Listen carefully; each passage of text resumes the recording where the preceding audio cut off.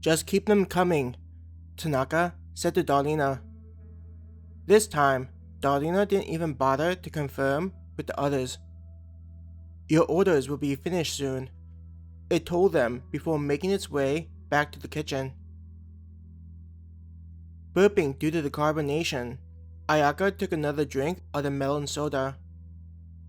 The others were also enjoying their beverage. I can't believe that this is only one guild point, Kawa said in delight as she placed her half-finished drink back on the table. Who knows how Star and Moon is able to do this? Tanaka shook her head. The longer I stay here, the more I feel like I know less about its business practices. Ayaka leaned back and enjoyed relaxing on the couch, casually raising her hand so she could check out her bracelet. Ayaka left the chat forum for the streamer they were watching. She instead navigated to her information. After drinking the drink, she wondered if anything changed. Reaching her information, she looked at the stats and saw that nothing had changed. Ayaka sighed at the level shown on the screen. Just like when you're trying to lose weight, you're not supposed to obsess about your weight, Tanaka said to Ayaka. Lowering her hand, Ayaka nodded. I know. I just feel impatient about getting stronger.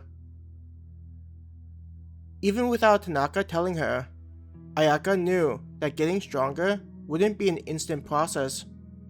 Instead, she'd be putting in months of time before she got to any significant process. Deep down, she knew that even if she were to get stronger, there'd still be monsters that were a higher level than she was. It's like climbing stairs that never end. Ayaka sighed. Giggling, Kawa said, You sound like an old man. Ayaka blushed at Kawa's comment. We'll get there, Tanaka said, likely understanding what Ayaka was going through. Raising her hand again, she went through and checked into her bracelet. Though it didn't have complete access to the wire, Ayaka was curious about what people were saying in the forums.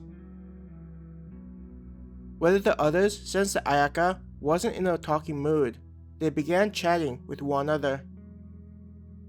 Though Ayaka didn't mind socializing, she was getting a little exhausted and just wanted her own time for a bit. This was why she felt grateful that the others didn't force anything. She didn't know whether it was everything being mentioned or not, but Ayaka felt like her mind would explode if things continued. She navigated herself back onto the forum and looked at how it was set up.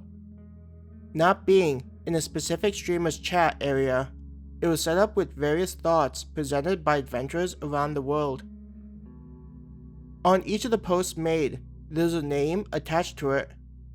She also noticed a marking labeled UC and several numbers after it.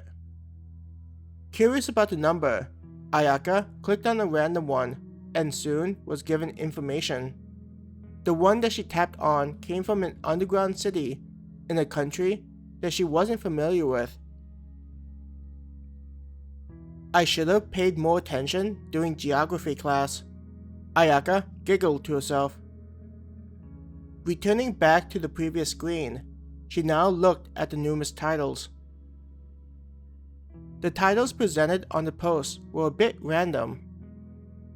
Life outside the underground city, Ayaka murmured softly to herself. There was a wall of text that appeared on the screen. Ayaka slowly started reading the text of the post. She soon realized there was someone that posted about their experience before reaching an underground city, far away from where they lived. What Ayaka found most curious was a reference to the changing of the environment in the outside world. The poster of the text mentioned how he had originally lived in an area where there weren't many trees. But after the incident had happened, he noticed strange trees beginning to grow out of the ground. The text made her think about things she'd seen on their way to the underground city. I guess that it's not just us. Those strange trees are appearing in other places around the world. Ayaka thought to herself.